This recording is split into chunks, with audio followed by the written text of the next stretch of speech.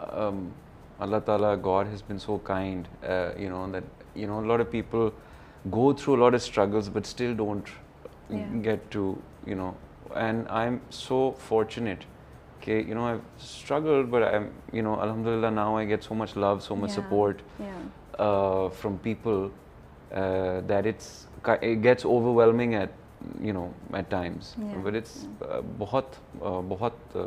मतलब अच्छा लगता है जब ये होता है, तो I mean it's बिल्कुल। अच्छा, तो मुझे ये बताएं, बचपन में आपको गेम्स खेलने का बहुत शौक था, क्रिकेट और बहुत सी, क्रिकेट के तो बहुत बड़े फैन थे और साथ साथ चीटिंग भी बहुत करते थे आप, जितना मैंने सुना है, बहुत बड़े उससे बताया कि मैं चीटिंग में बड़ा तेज। कौन सी गेम है, मैं जानना चाह रही हूँ, जिसमें चीटिंग करने का सबसे ज़्यादा मज़ा आता था? अच्छा, क्रिकेट में वैसे चीटिंग का मज़ा नहीं आता, बिकॉज क्रिकेट जो है वो आप जैसे खेलें, कभी कभार बंदा कह देता है कि यार नहीं ये ट्राई बॉल थी,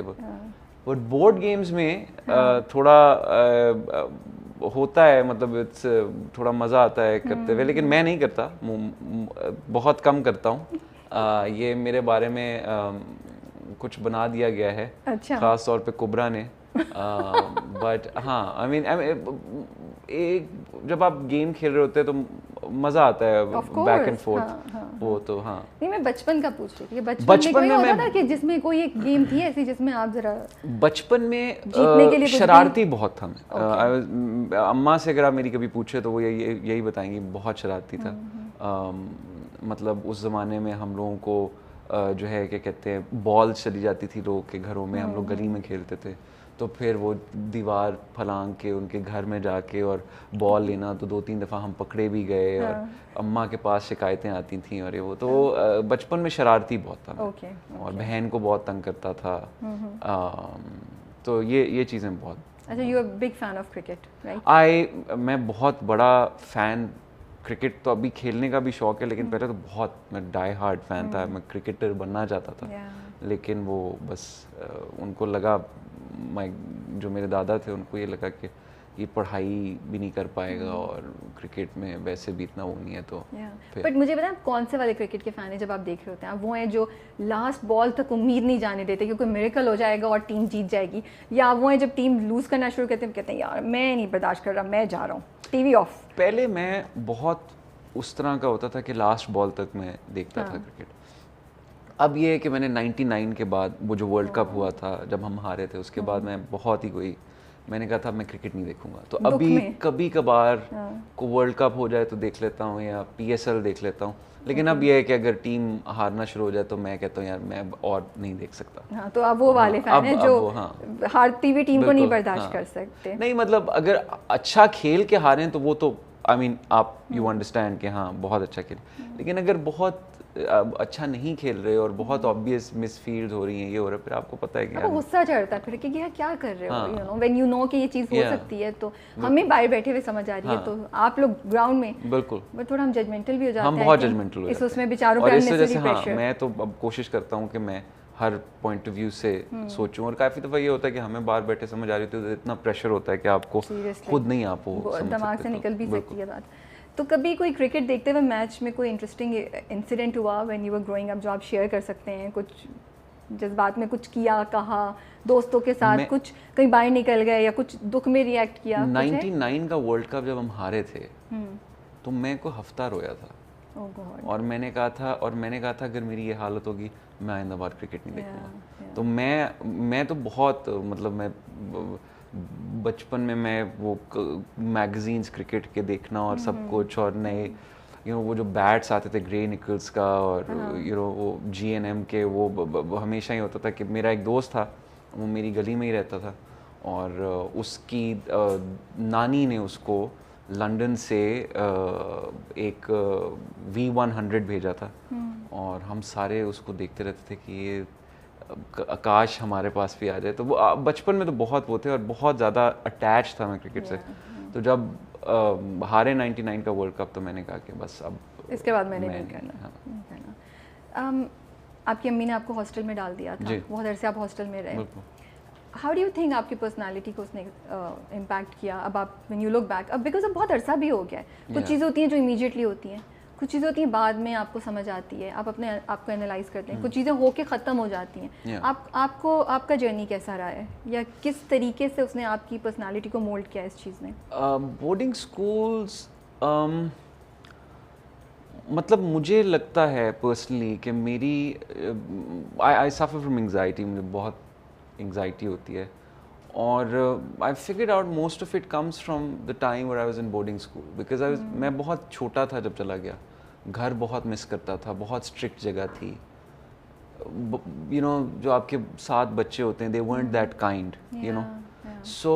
वो जो टाइम था, अगर शायद थोड़ा सा बड़ा होता, मैं 6th-7th ग्रेड में जाता तो शायद थोड़ा बेहतर होता। I was in my 3rd और 4th ग्रेड जब मैं चला गया, तो वो बहुत मैं कभी अपने बच्चे को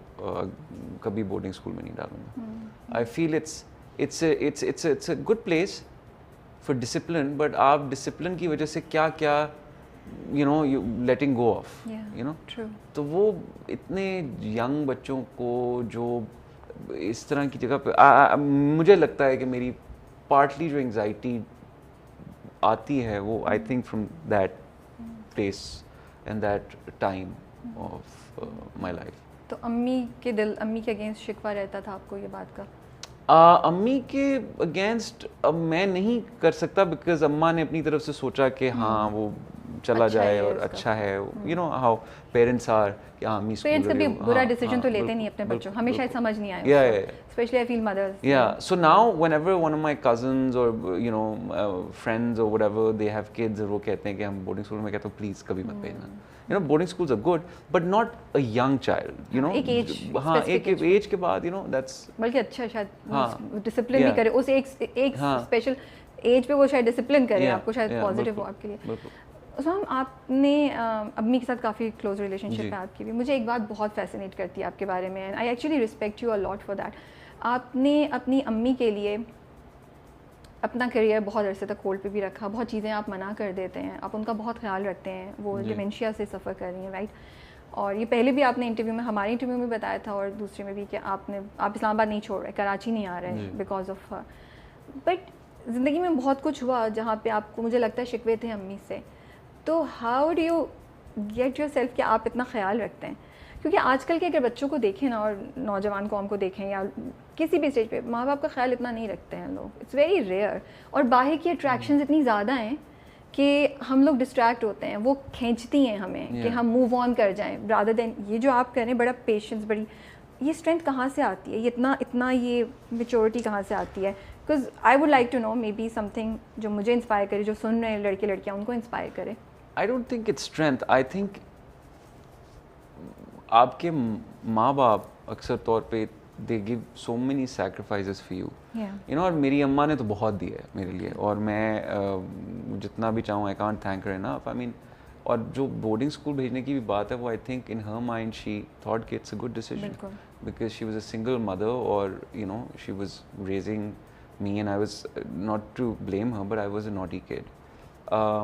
But मुझे लगता है कि मेरे लिए वो सब कुछ हैं, you know, she's I think one of the only like family members that you know I'm really close to and I love, you know, and you know I can't and seeing her in this situation, it's I don't know the word, but it's heartbreaking, and it's you know thoda sa, you know, it's sad to see her in this state, because you know I remember my mother being so independent. You know, she आज तक मैं कहता हूँ कि you know she single-handedly she used to, मैं जब boarding school में था for 4-5 years, she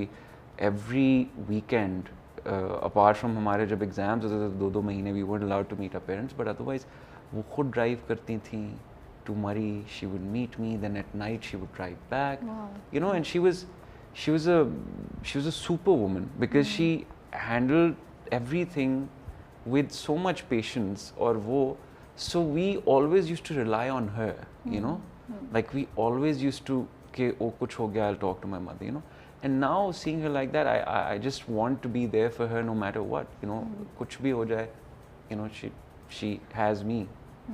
और बड़ा मुश्किल होता है अपने माँ बाप को इस हालत में देखने का, आपको दुख होता है। I think it's more painful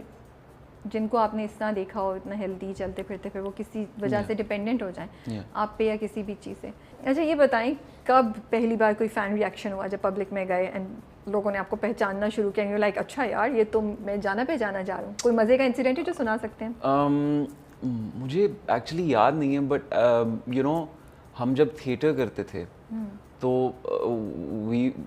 theatre के बाद कर्टन कॉल होती थी जिसमें सब पूरी कास्ट को इंट्रोड्यूस कराते थे और ये वो। तो जैसे ही कर्टन कॉल ख़त्म होती थी उसके बाद फिर you know audience used to come up to you and everything. तो उस वक्त बहुत यू नो हमारे सारे डायरेक्टर वगैरह सब खड़े होते थे वो। तो उस वक्त बहुत लोग आते थे कि यू नो अब अच्छा वेरी नाइस और ये वो। तो that was probably the first fan experience and it used to feel so good